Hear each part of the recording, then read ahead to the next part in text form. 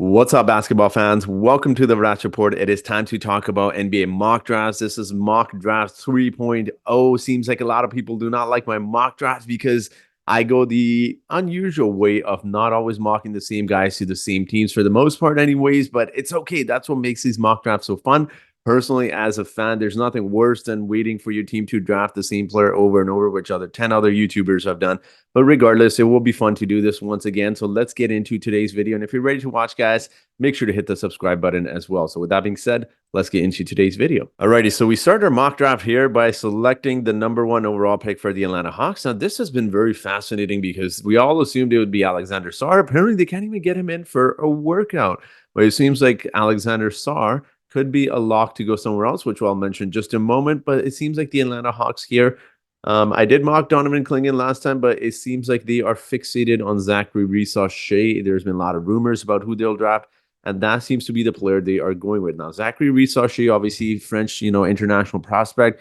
Could be interesting. They did scout him in France as well. I like this pick for them regardless. I mean, I like Alexander Sarr as well. Even Donovan Clingan, but I don't think you can go wrong with this. But Zachary Reese-Shea could be a fascinating player for several reasons. You could have a position, like I said, he's listed as a small forward, but you could essentially have him and Jalen Johnson. I know Jalen Johnson can play the power forward at times as well, but you can pretty much have both of these guys just playing, small forward, shooting guard, go interchange whichever player you need to play the certain position. And you know what? It is one of those situations where the Atlanta Hawks are in a tricky situation.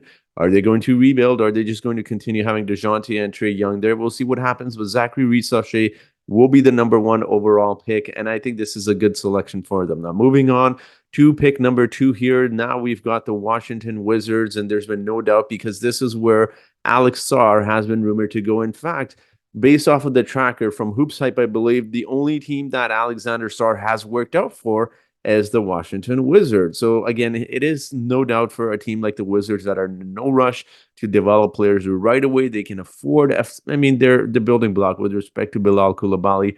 Is someone that who's not going to be ready to go next season. He could surprise a lot of people, but he's going to be someone that will be great down the road. So for the Wizards team, there is someone that can absolutely afford to wait there, no rush. So with the second overall pick, they draft Alexander Sarr. Again, a power forward, center, wherever you want to place him, you've got options. And look, at the end of the day, you get a really good defender in Alex Sarr. The ceiling is very high, but you know what? You never know. I think there are obviously some concerns about, Zachary Reese-Shea, Alexander Sarr. But if you're the Wizards, this is your first year of, I guess your second year of rebuilding. You cannot complain. You absolutely take someone like an Alex Sarr. Moving on to pick #3 here. This is where things always get very, very interesting. For a team like the Houston Rockets, taking a look at the roster, as you see there, they got Fred VanVleet, they got Dillon Brooks, they have acquired Steven Adams, who was injured all of last season. They got Jalen Green, who should be a building block, Jabari Smith, Amen Thompson, and of course, right down there, they got Alperen Sengun. So they aren't taking a center, as it wouldn't make sense to have Donovan Clingan coming off the bench all season long. And I mean, the fact that Alperen Sengun can shoot threes, but I just don't see how him and Donovan Clingan will mix well. Donovan Clingan is off the board here. I've seen Reed Shepherd mock so much here. I'm tempted to go with him here again. I mean, this is a team that could always use three-point shooting, and despite having the guard position filled there, I don't know if Fred VanVleet will be there long term. Now, this is a little bit challenging because, again, like I said, it's like Donovan Clingan's off the board. Nikola Topic is someone that's been injured a lot. Reed Shepherd makes sense, but you know what? I'm going to go with Matas Buzelis here. Maybe a little bit of a reach. I know, maybe a little bit of a reach, guys. Hear me out. But I mean, small forward position, you could make the argument like Dillon Brooks isn't going to be there forever either. Yes, you got Amen Thompson who's listed as a small forward. You can slide him to the shooting guard position. You can slide Matas Buzelis into the guard position as well. And look, I'm higher on Matas Buzelis than maybe a lot more people are. I think it makes sense for the Houston Rockets. May not be the sexiest pick, I know. And I'm sure you guys will let me know in the comment section below. Look, small forward, 6'8". He provides a lot of size for them. And depending on how much he bulks up or depending on how well his game translates to the NBA level, maybe you play him at times, not full time, maybe at the power forward position, small forward. You can definitely play him at the shooting guard position as well. Although I don't know how that would work for the Houston Rockets with Jalen Green being there. But they will be choosing Matas Buzelis. Now, moving on to pick #4 here. This is also a very fascinating team for several reasons. You got a lot of guys you can select here. Nikola Topic was a guy that was rumored to be, the Spurs seem to be very high on him. I don't think they will take him. He's got too many knee injuries. He's got too many injuries, period, for them to be choosing him at this position here. They've got the fourth position. Now, this is really hard because they do need shooting. They've got Devin Vassell there, who they really like. Keldon Johnson, there's been rumors they might trade him. I don't know if they will. Obviously, Victor Wembanyama is the building block there. He's a franchise. In terms of that, I think you do need some shooting. You can make the argument for Reed Shepherd, but again, this is the fourth overall pick, and they do have two picks. I don't personally think they'll take him here. You know what? It might be a little bit of a hot take here, but I'm gonna do it. I'm gonna do it. I'm gonna actually choose Rob Dillingham here. The reason is he could still be there at the eighth position, but I'll explain my reasoning why behind this. So you definitely want to wait till we get to the Spurs once again. I mean, you need shooting around Victor Wembanyama. He's a great Rob Dillingham. Is someone again, not a lot of people seem to be high on based off of his size, 6'1". His wingspan came in. I mean, he's only 164 pounds, excuse me. And yes, there's definitely a lot of concerns around his defense as well. But at the end of the day, man, you need some scoring guards. I know people are going to say, why did you not mock Stephon Castle here? Look, the logic behind it is they really do like Stephon Castle. But my logic behind it is, I mean, like, it doesn't make sense. It doesn't make sense. Stephon Castle isn't a great three-point shooter. There's questions around his offense. You need to surround Victor Wembanyama around shooting, around scoring guards. They need a point guard, obviously. So Rob Dillingham is a guy here. And I just think, you know what? Rob Dillingham, for yes, his lack of defense, you can definitely just you can cover him with different guys. You know, obviously Victor just being a amazing shot blocker there. And look, you can call me crazy. I know a lot of people may even come back and mock this, but Rob Dillingham might be one of the best scorers in this NBA draft. I think he's got really good talent and maybe a hot take here, really hot take here. I watched a lot of his clips. At times, he reminds me of a very young Damian Lillard. You know, he can attack the basket, he can shoot threes, he can dunk in there. Damian Lillard was able to do that when he was younger. So, Rob Dillingham, my personal favorite pick for the Spurs here. Next up, we got the Pistons, and they've got a ton of options here. They got Reed Shepherd, they got Stephon Castle. It wouldn't make sense personally for Stephon Castle to go here. They got Cade Cunningham, they got Ausar Thompson, who's a small forward, but they also got Jaden Ivey as well, though the guard position is kind of locked up. I'm not taking Stephon Castle here. I'm tempted to take Reed Shepherd here, but I'm going to go with a little bit of a different option here. I'm actually going to go with Dalton Knecht. It might be a little bit too rich at this pick, you know, this high in the draft, but they could always use shooter. A team like the Pistons need to surround Cade Cunningham and Jaden Ivey, who I believe is not a great three-point shooter from what I recall. They need to surround him with scoring. They need to surround him with shooting as well. And Dalton Knecht is the player they draft here. Again, might be controversial, might not be personally. I mean, he's also 22 years old. So for a Pistons team, you can make the argument that why not draft someone younger? My logic behind it is, you know what, Dalton Knecht is someone that can probably come in, contribute a decent amount at this age. He's an older player coming into the draft. And the Pistons, let's think about it. Honestly, they can't afford to keep losing the way he has. It's gotten embarrassing to the point where it's like they can't draft a very raw prospect and wait 3 years for him to develop. It's gotten very embarrassing. And by that time, Cade Cunningham is probably gone. You know, even if they have him under contract, he may just ask out. So you never know. I think they need someone that can contribute more so right away or in a year from now rather than 2 or 3 years. So that's my logic behind Dalton Knecht. Let's move on to the sixth team here. I believe we are on the clock. Yes, the sixth pick with the Hornets. This is a player that a lot of people keep telling me to mock here. And you know what? I'm not being peer pressured, but I have looked into teams and what players they have worked out. So the Hornets have actually worked out Stephon Castle here, and that is exactly where he's going. The reason behind this is, look, you got LaMelo locked in the point guard position.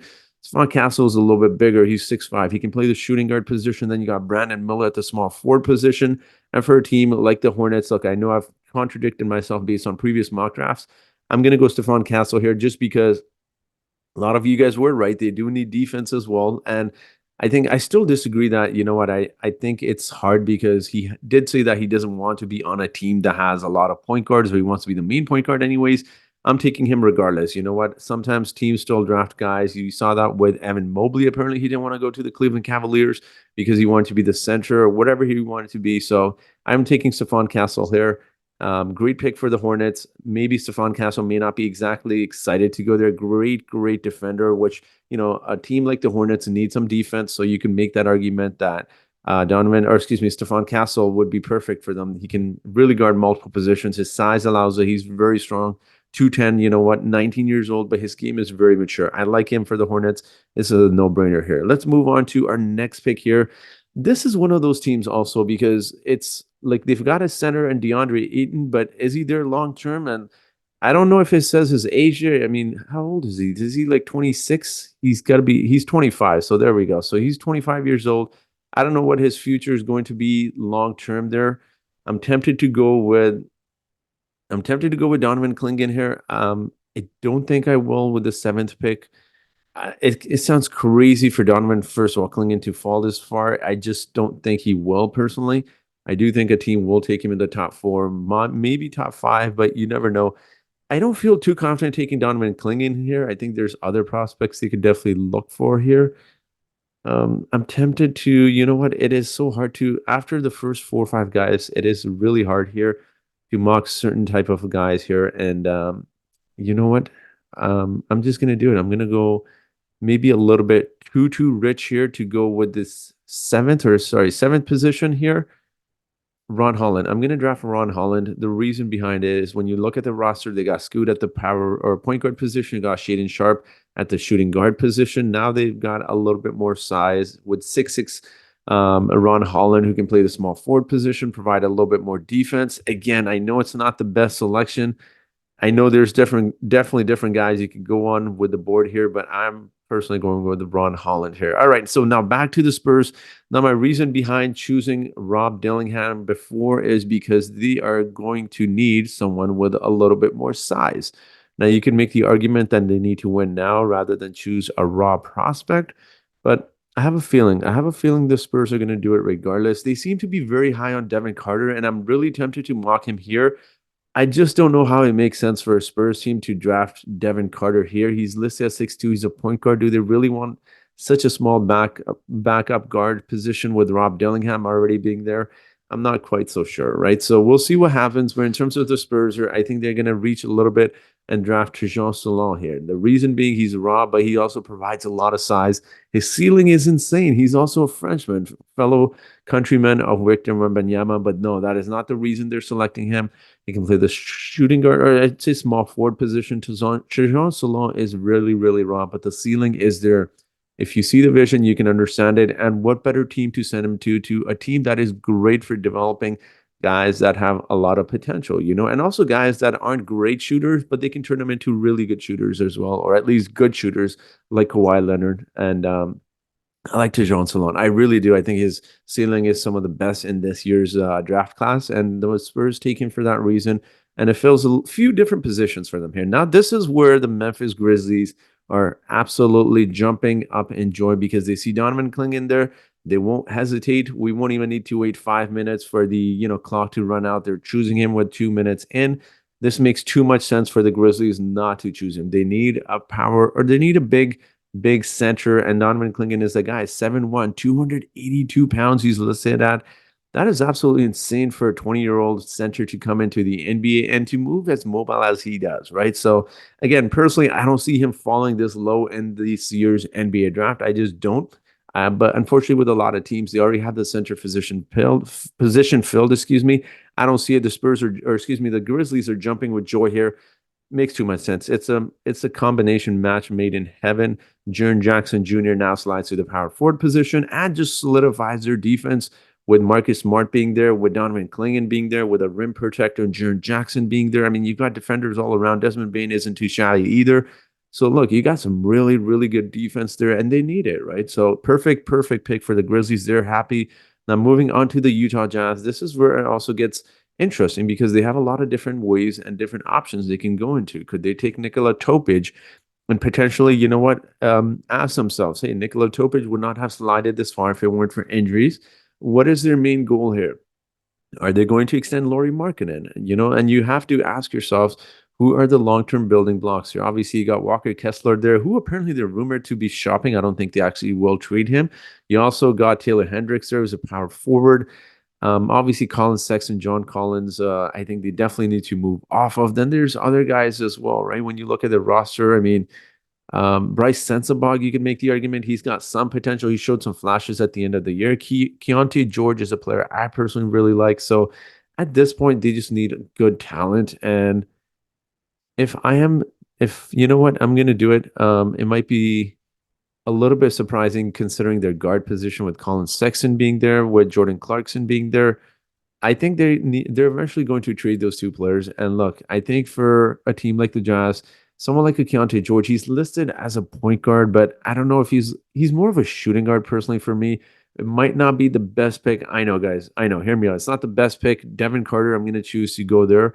Maybe they can complement each other's game. Maybe Keontae George isn't someone they decide to build around for the near future. Devin Carter is a really talented player, 21 years old. As you see, his numbers are absolutely off the board. He's a great player, 20 points per game. Absolutely insane rebounding potential for someone that is so short. But I think at this point, the Jazz are in a weird position where they just need talent. You know, they need talent, and Keontae George is good. Is he someone you build around as your number one or two? I don't know. That's why they take Devin Carter here. Again, you could definitely make the argument for certain other guys as well, but that's personally why I chose Devin Carter at this point. You can't choose to be picky. Now, this is a very interesting team for several reasons. We saw with the trade they just made. You know, they traded Alex Caruso to the OKC Thunder, and who did they acquire? Josh Giddey in return. So they've got that point guard position kind of filled. I want to say they apparently will get rid of Lonzo Ball. They're looking to maybe trade him. Seems like no suitors are there. They might buy him out given his injury issues. Zach LaVine, they're definitely trying to trade, and I think Nikola Vucevic will be next. So the question becomes, when you look at their roster, who are the building blocks here? Well, it's quite obvious. I think obviously you got Ayo Dosunmu at the guard position, but I think he's more of a bench player personally. I don't like him as a starter. Coby White is definitely someone that's fascinating. You know, you're gonna Patrick Williams there as the power forward position, small forward position, wherever you want him. And now with Josh Giddey there, you've kind of got the guard and the backcourt kind of locked up there. So in terms of them, I don't want to select Reed Shepherd here. I don't think he'll fall this far. I just don't think it makes a lot of sense for a team like the Bulls that have always needed size. So I'm going to scroll down a little bit here. This might be a little bit of a hot take. Might not be. I'm going to actually select Kalal Ware here. I've seen him mocked quite often here. My logic behind this is when you look at the way they are playing, their style of basketball, if they're getting rid of Zach LaVine, if they're letting go of DeMar DeRozan, if eventually they're going to trade Nikola Vucevic, they will need a center to build around. And Kalal Ware is someone that can shoot three-pointers, although unlimited attempts. He has the potential to shoot threes, space the floor, and also block shots as well. For a team like the Bulls, they've always needed defense. Even if they run it back, guys, like they're so desperate, they keep re-signing Andre Drummond. That's how bad it is. They don't have a backup center, and centers will be a premium in this year's draft class. Believe me when I say this, a lot of people are looking at Derek Lively. They're comparing Kalal Ware. I don't think they're similar. I think the body types are similar, but look, that's why you have to see the vision. It might be a little bit too rich to select Kalal Ware here. I like this pick personally. I think he can complement Coby White. So I like this pick. I like this pick for the Bulls. It makes too much sense. And like I said, when you look around the NBA for a center to be able to shoot threes and protect the rim that way is an excellent pick for the Bulls. And at this point, they're just acquiring talent, to be honest. So moving on to a team. Now, a team that got traded Josh Giddey, excuse me. They got Cason Wallace at the back. We know the trade they make. They got obviously Shai Gilgeous-Alexander. They seem a little bit locked into the guard position. So this is where it also becomes fascinating because they really need size. They got Chet Holmgren. They need a little bit more. They need someone that's a little bit more, in the size position. They need someone that's either small forward, power forward. They wouldn't be against the center either. I've seen Cody Williams mocked way too much here. Personally, I'm not a huge Cody Williams fan. I think he could be a good role player, maybe even a great one. I just, I mean, it would make a lot of sense for a team like, the OKC Thunder too. Yes, his brother plays there too. I'm not mocking him there though. You know what? I might be a little bit too rich, but I'm gonna do it. I'm gonna do it. You know what? Again, it is extremely high. Are there more talented players on the board right now? Absolutely. Isaiah Collier, Nikola Topic, Reed Shepherd are there. You could make the argument for all of them. I mean, Jarrett McKean is there. But I just think they're so loaded in the guard position. They need a power forward or a center at the moment, even a small forward. You could make the argument for Jacoby Walters. I'm not a big Jacoby Walters guy personally. Um, I'm tempted to go Tyler Smith here, but I won't. I don't think he's talented enough to go that. With respect to Tyler, that's just way too rich. I'm going to go Yves Missy here. The reason is when you watch the OKC Thunder and you see the way that their style of play kind of goes, he's missing someone that moves really well, first of all. He's a great, great rim protector. His numbers, forget the numbers just for a moment, might not display it. He's very mobile. He's able to guard multiple positions, and he's a lob threat. For a team like the Thunder, they need size and they need more defense. They could always use more defense, you know. So I think Yves Missy, especially at the forward, at the front court, they need a little bit more size. Yves Missy is a player might be a little bit of reach, but again, I think a draft like this is somewhere where you'll see a lot of centers go much, much earlier than anticipated, just because there's not a ton of great ones. And even the good ones, I mean, there's limited amount of them. So I see Yves Missy there. Might be a little bit controversial. I know you guys will let me know in the comment section below. Now we're moving on to another team, which we had anticipated to go a little bit more differently in the draft. Now we've got Malik Monk there, who apparently signed a really, really cheap contract. I mean, 4 years, 80, or excuse me, under like it was like $20 million per season or something crazy like that 4 year contract. That's a really good deal. A really good deal. Around $80 million, I think, for Malik Monk. That is an absolute steal. He was coming off a big, big injury, but this changes everything now because now they got Malik Monk in the backcourt. Do they still take a guard? I'm not quite sure. You know, I really am not quite sure if they do that. They still need a point guard. You can make the argument here, but you know what? I'm going to go Cody Williams here. This provides a little bit more size. 6'6" guy. He can shoot the three again. Anticipate him being I don't anticipate him being an excellent role player, but he could be a good role player, especially with De'Aaron Fox and Domantas Sabonis. You could always use more size, or you could always use more floor spacing as well. So I'm going to choose Cody Williams here. And like I said, it's not the best pick. I mean, you can make the argument for other guys here. I'm not saying Cody Williams is better than any of the guys selected here. I just don't see how Cody Williams, or I don't see how other guys make sense for them. So Cody Williams is going to be there. Now we're moving on to the Portland Trail Blazers. Yet once again, they chose Ron Holland. It seems ludicrous to absolutely keep letting Reed Shepherd slide this far. And man, like there's so many good players here. Like Jared McCain, you can make the argument for, but there's just I don't think it makes any sense, like any sense, even with a player as talented as Jared McCain here for the Portland Trail Blazers to draft him here. This is hard because I want to get rid of Reed Shepherd here. It's just absolutely insane that he would still be on the board here. You know what? I think this is where Tristan da Silva goes. This is where Tristan da Silva goes.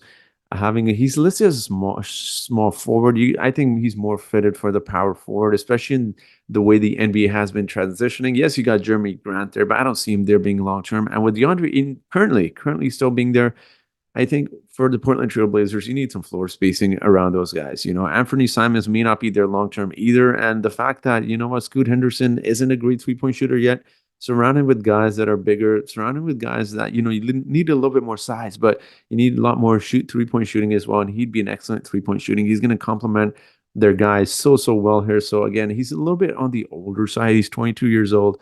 But I think you can make the argument. Like the argument always is, do you draft someone that is going to contribute in 3 seasons, or do you want to get a guy that can contribute right away? The only downside is, of course, is that he's a little bit older. I like Tristan da Silva. Again, just the way this mock draft is going, guys, I had not anticipated Reed Shepherd or Nikola Topic falling this far. It doesn't make a lot of sense. All right, so now we come to the Miami Heat that could always use more 3-point shooting. And I'm sorry, man. If you're a Reed Shepherd fan, I don't understand how he fell this far either. They are a very, very interesting team. Terry Rozier's there.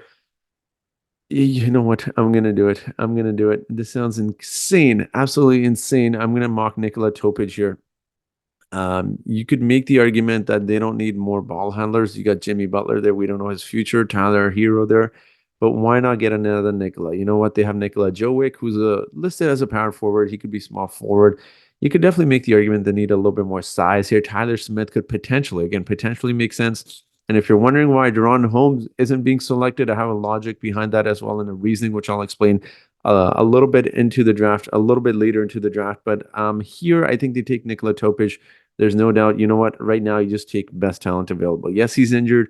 Yes, he's going to take time to rehab. But for Nikola Topic to be in a system like that is so intelligent, that has just makes the best out of every single player. You'll have a system where you really move the ball really well. And Bam Adebayo there, he plays really good with point guard. So I think Nikola Topic could be a very interesting player there. Again, not the best pick for them in terms of fit wise, but at the end of the day, you just got to take Nikola Topic. When a talent like that falls that far, you have to take him. All right, so moving onto the 76ers here. This is ludicrous that Reed Shepherd, and you could even make the argument Jared McCain have fallen to the 16th pick. I think Jared McCain will definitely go higher. Um, you know what? Just because, and my logic behind it, I'm not saying Reed Shepherd will fall this far. When you saw Buddy Hield, one of the better 3-point shooters in the NBA, he couldn't get playing time in the NBA playoffs. And who was their head coach? Nick Nurse, a former Raptors head coach that wants defense, that really doesn't like guys that can't play defense. Similar to Tom Thibodeau, similar to Tom Thibodeau. And a lot of these role players, you look at Nicholas Batum, Robert Covington, they're going to come back on really cheap deals. And then you got Kelly Oubre, who could come back as well. Tobias Harris is gone, so you could definitely make the argument they need a little bit more size here. But my logic behind choosing Jared McCain here is, you know what? He can play a little bit off Tyrese Maxey. He can back him up as well. So you got a little bit more depth at the point guard position off of the bench as well. And he's a really good 3-point shooter. He's one of the best 3-point shooters in this year's NBA draft. Again, just the way this draft is going, guys, I had not anticipated this. I kind of have a few players in mind for certain teams, but I'm just choosing kind of on the go. And I didn't anticipate the draft going this way. I think they'll select someone different. Not if Jared McCain is on the board. I just think they need a little bit more size. Jared McCain provides a lot of floor spacing for them. Tyrese Maxey, Joel Embiid are going to be the two main guys there. Maybe if they sign Paul George, then this looks all of a sudden a lot better. Jared McCain. I'm not saying this is a bad pick by any means. My logic behind this is during the playoffs, you need guys that can play. Jared McCain is a really, really good player, point guard. You know what? Only 19 years old, but he's going to contribute right away. He's not someone that's going to take 4 or 5 seasons to develop. You'll see him in season 2 and 3 be really, really good, really, really fast. But even in his rookie season, you'll see that he's got amazing potential. And for a team like the 76ers, who's got two guys that are main ball handlers, ultimately you do need to surround them with 3-point shooting that can do more than just 3-point shooting, though I will say that.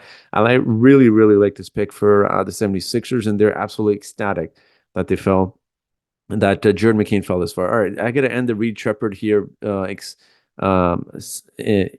you want to call it, experiment this madness of Reed Shepherd falling this far. I think I see him going to the Lakers. If the Lakers see him there, snapping him in a heartbeat. A great 3-point shooter. And what do you need around LeBron and AD here? You need someone that can shoot threes. Austin Reeves is there. Sure, you can make the argument. And there's been some argument that Reed Shepherd can even play the point guard at times. I don't know about that. But he does do a lot more things than shoot threes as well. He does a lot of sneaky little things. He's a pesky defender. He can also rebound and pass the ball as well. And it's one of those players that is, he's not one of, and it's kind of ironic because in the past I've compared him to Austin Reeves. He does a lot of things besides 3-point shooting, and he's one of the better 3-point shooters in this year's NBA draft. And the Lakers, similar to the Grizzlies, are jumping up and down that they got Reed Shepherd. Now, this is also a team that needs a center. Unfortunately, there is not much size left besides Kyle Filipowski here. Again, it's questionable who they'll take because there's so many guys here that you can make the argument for. Isaiah Collier, Jacoby Walter, Carlton Carrington would be really, really nice for them. I don't see them taking another point guard, guys. This is, at some point, it's madness when you're doing the same thing time and time again. You got Markelle Fultz there, Cole Anthony, one of them will be gone. Paolo Banchero obviously is the building block there at the power forward position. Jalen Suggs is an excellent defender, excellent defender. And Wendell Clark is still going to be there. So I feel like they're kind of locked into the guard position here. I've seen Jacoby Walters just mocked endlessly to the Magic, and there's nothing worse. I see this as a Raptors fan. There's nothing worse than watching NBA mock drafts only to go to the 19th position and see, well, they're drafting Zach Edey because he's Canadian, or, the Orlando Magic draft Jacoby Walters. There's nothing more boring as a fan to watch every different mock draft from different YouTubers. You constantly be watching and having the same kind of players being mocked there. All right, I'm going to go on a really, really hot take here. And I'm actually going to go, I don't think he'll be first one. I don't think he'll be drafted this high, but I just can't. Like, you look at the center position, they need a backup center. Like, they're not drafting a Dembona here in the first round this early, guys. Unfortunately, there's just not much. There's not much going on here, and I can't believe that I guess they got Kyle. I don't know why they're not showing Kyle Filipowski here, but anyways, we're going to be choosing Kyle Filipowski. My logic behind this is I know it's a little bit rich, guys. He's listed as a power forward. He can play the center position, but I'm going to quickly click on his stats here. I think he can space the floor a little bit. He can also pass the ball as well. And then I'm just going to move myself out of the way here. He's someone that can rebound as well. You know, for a team like the Orlando Magic, at some point you have to stop drafting point guard after point guard. And I'm sorry, I actually did forget to mention they also have Anthony Black, who they desperately need to develop as well. And also, I forgot about Franz Wagner, who's a building block there. So, like, I feel like you can't really draft a power forward here. Logic being is you got Paulo Banchero, you know, so he's not big enough to play the center position. So I'm tempted to go Tyler Smith. I don't think it makes sense. So they're going to need a center. Kyle Filipowski is the guy that they do draft here. Ultimately, I don't think he'll go this high, but sometimes you have to go based on needs rather than choosing the best player available. Now we move on to my team, the Toronto Raptors. Now, this is very fascinating. Don't worry, guys. I'm not mocking Zach Edey because he's Canadian and the Raptors decide to bring him home. They definitely do have some interesting options here. Obviously, I'm personally a big Kel'el Ware guy. He's going to be gone very likely by this time the Raptors get to draft him, or even at the 18th position as well. One player I've been looking into intensely has been Carlton Carrington, Bob Carrington. He's only, I believe, 18 years old or 19 years old, excuse me. Although he's listed at 6'9" here, he's more of on his other sites, they have him listed at 6'5". When you watch certain guys, I will say one thing. Excuse me, guys. Seasonal allergies, anyone that has pollen around the area, you know how bad your allergies get this time of the year. Carlton Carrington here. We've got him at the 19th position with the Toronto Raptors. Now you're wondering why are they selecting a point guard? They have Immanuel Quickley, who's a restricted free agent. They'll bring him back. Easy. Sometimes you just have to choose best talent available. And then given his size, he can play the shooting guard position as well. Or you know what? Just run the bench off of the, you know, when Immanuel Quickley is resting, let Carlton Carrington, Bob Carrington run the unit, let him run the point guard, excuse me, pretty much is what I'm saying. So when you watch some highlights, there's certain, you have to have a niche to understand that certain guys will be really good role players, but then you see certain players like Carlton Carrington, and you just absolutely see the potential there. Just the way his style of play, the way he's able to shoot the ball. There's so many different factors to him. Even the way he moves, just overall, as a 6'5" guy, he moves so well for his size. He's listed as 6'3". I don't know what his real height is. I don't have his draft combine measurements, but I mean, for his size to be able to move that well, he's also doing a really good job defensively to position himself. So it's not just the offense, but he seems to have the it factor. You see the confidence in him when he's shooting the ball. There's a difference between really good role players, and then there's a difference when you see the potential all-star there. But the difference is Carlton Carrington isn't a raw player like the Raptors have selected in the past. This is someone that is a good player right now, but he's going to become a great player on the Toronto Raptors. A great developmental system. You can definitely see the vision there when you watch him play. You can see him cut off the ball. You can see him shoot the ball, catch and shoot. He has this little nice assist he always does when he does the pick and roll with his big man or with any player. He likes to flick the ball to the three-point shooter on his left-hand side. And a lot of obviously defenses have caught on to that. So what he'll do is he'll give it to the big man, you know. So you need to surround Carlton Carrington with good shooters. Of course, you can make the argument that Raptors need more shooting as well. He's got decent shooting. I wouldn't say great shooting. He'll definitely need to work on that. But I really like this pick for the Toronto Raptors. I think it makes a lot of sense. And you got to choose the best talent available right now. And there's not a lot of centers you can choose right now, which is why I'm not choosing a center. And no, I'm not choosing Zach Edey before anyone suggests so. Moving on to the next pick here. The Cleveland Cavaliers were reportedly really high on Kel'el Ware they can definitely draft some other guys as well here.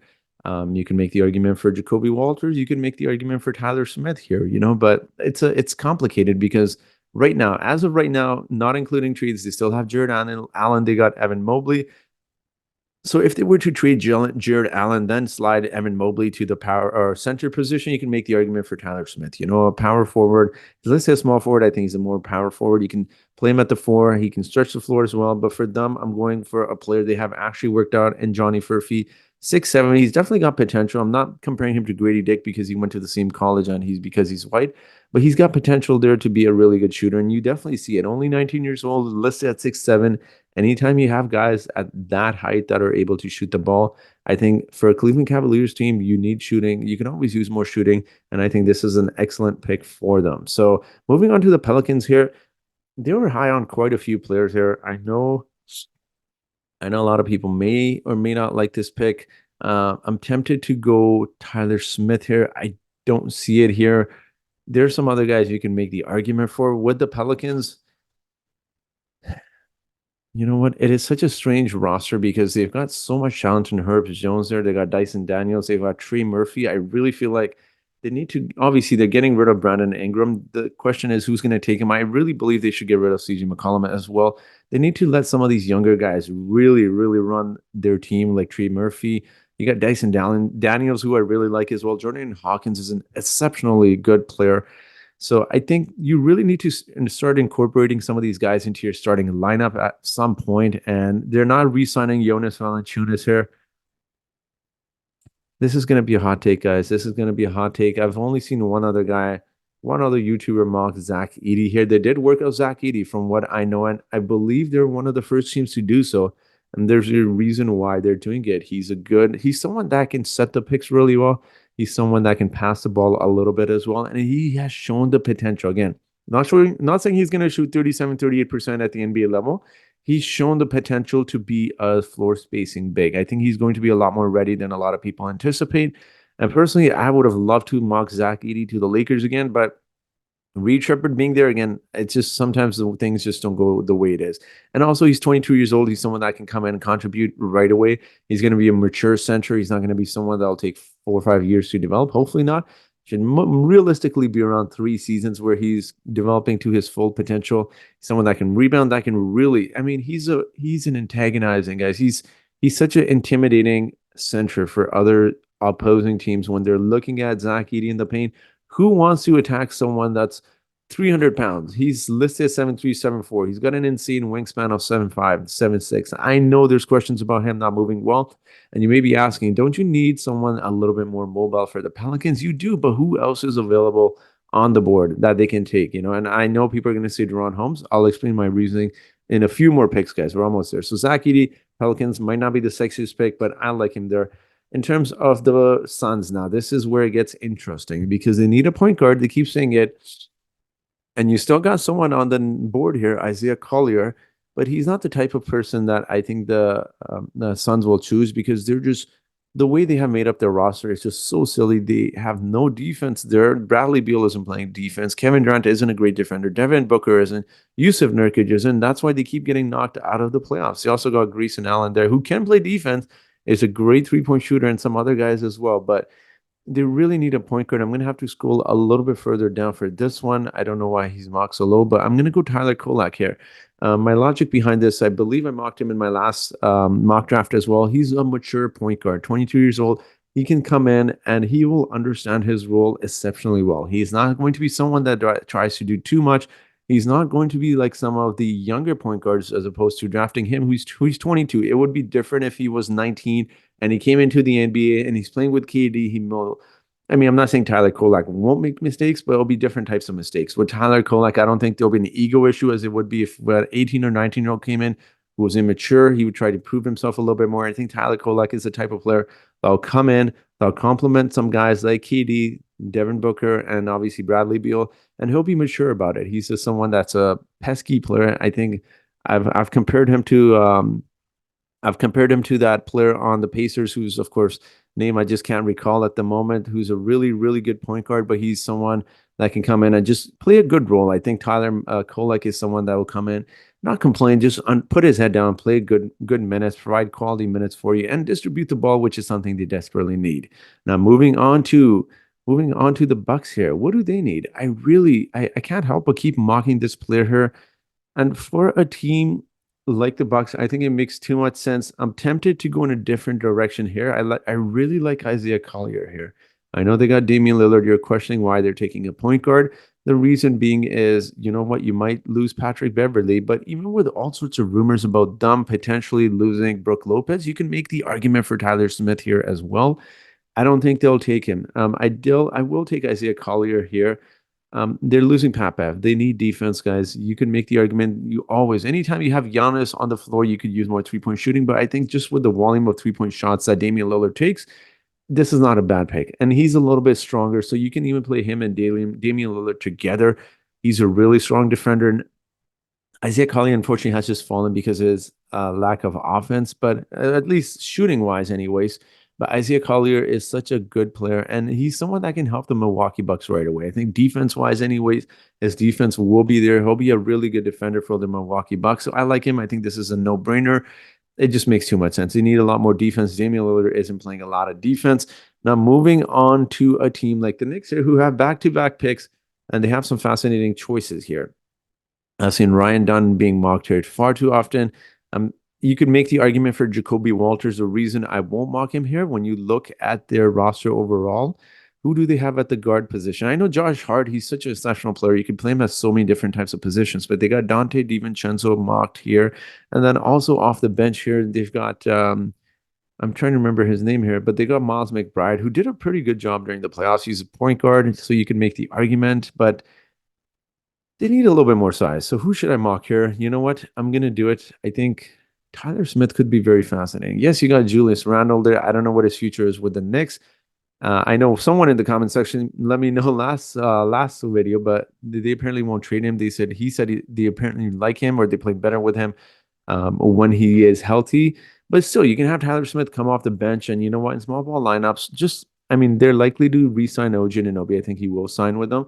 There could be a good chance he leaves. You never know, but just I think in terms of negotiation, you could have OG Anunoby, you can have Julius Randle playing the front court position. So I'm going to go Tyler Smith here. I think it makes a lot of sense. He spaces the floor, also provides good size as well. He's 6'9" as well. Although you can make the argument that he's not a great defender, which is something Tom Thibodeau does not like. So you could definitely make the argument for that over there.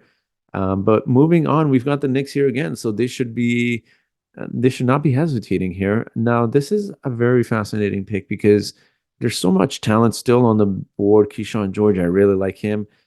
You know what? And I'm tempted to go. I'm tempted to go, and I'm going to do it. I'm going to do it. And we've seen this player mock so much here. I'm going to go Ryan Dunn here. Look, even if OG Anunoby leaves, I think they still have a lot of good shooting guards and small forwards, but Ryan Dunn will just add to that. 6'6" guy, you know what? He's someone that can play exceptionally well. He's being mocked as one of the best defenders in this year's NBA draft class. Unfortunately, the reason he's so low, he can't shoot at all. He doesn't have offense, but I think for a team like the Knicks, who already have enough offensive firepower, and Jalen Brunson, Julius Randle obviously can provide offense. OG Anunoby, if he's still there, can shoot the 3-point ball. You got Josh Hart, you got Dante DiVincenzo. I mean, let's be honest, do you really need someone like someone that can provide a lot of offense? Not really. I think defense is some valued asset. And with Tyler Smith, they've already kind of got more 3-point shooting there. So I'm going to choose Ryan Dunn here.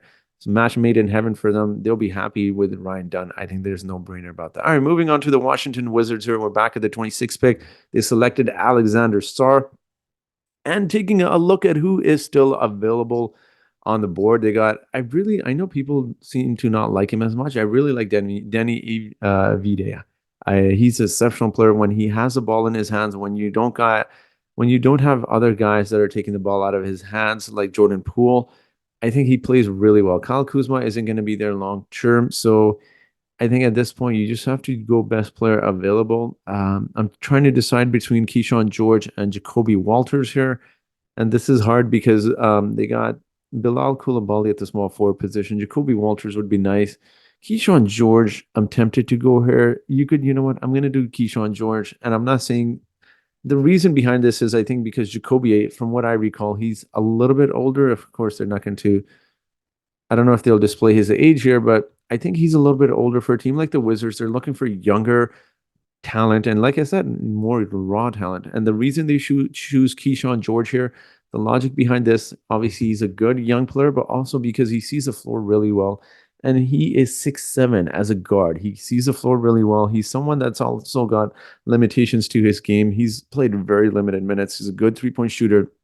I believe he shot close to around 40%, 39%. He shot the ball exceptionally well, played limited minutes, which is why his stats may not look that great. But you have to understand the vision, much like how I did with Bob Carrington. I think when you have taller guards, taller point guards, wherever you want to have Keyshawn George, you have to understand that they're able to see the floor a little bit better due to their height. He's able to pass really well. He's a little bit slower. I'm not going to say, I mean, being 6'7", and a point guard is a luxury, but he's not the fastest of players. The quickness wise, he has some limitations, but you can see that he has a lot of floor vision, which is good. You see that he has potential, which is ultimately why I decided to mock him to a team like the Washington Wizards that could just use any sort of talent. So that's my logic behind it. Now, moving on here, the Timberwolves are also very interesting. They need talent off of the bench. Their starting lineup seems good. My only issue is Mike Conley is getting old, and they do need a point guard. But when you look at the point guard position, I don't know. I mean, you could Adrian Mitchell. I'm not saying I'm not high on him. I just think there's other guys that you could take here. Jacoby Walter. I'm tempted to. Anthony Edwards is right there. You can play him off the bench. I'm just trying to find a logic behind drafting certain guys. You also got Nikhil Alexander Walker there, so where exactly are you going to play Jacoby Walters? I'm not quite sure. But you know who I do really like for them? I and you can make the argument. You know what? You know what? I'm gonna do it. I'm gonna do it. I actually really like Baylor Sharman for the Denver Nuggets. I'm gonna do Baylor Sharman here.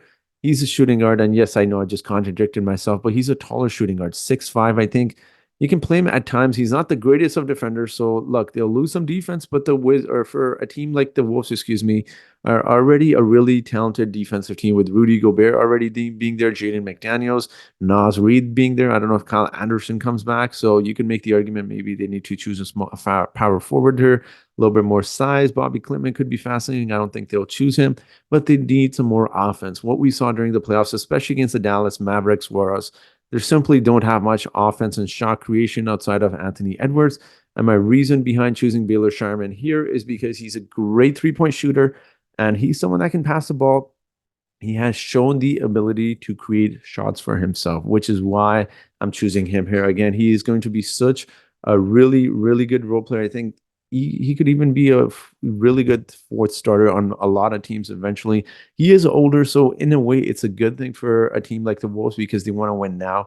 They don't want to win 2 years from now. They're not waiting for someone to develop, especially if you're getting a player like this such late in the draft. Baylor Sharman, good player, you know what, 22 years old, can shoot the ball, can pass, and look at the rebound. Absolutely insane rebounding for someone that's listed at 6'6", 9 rebounds a game, a really, really good shooter, and he moves really well off the ball. So Baylor Sharman to the Timberwolves.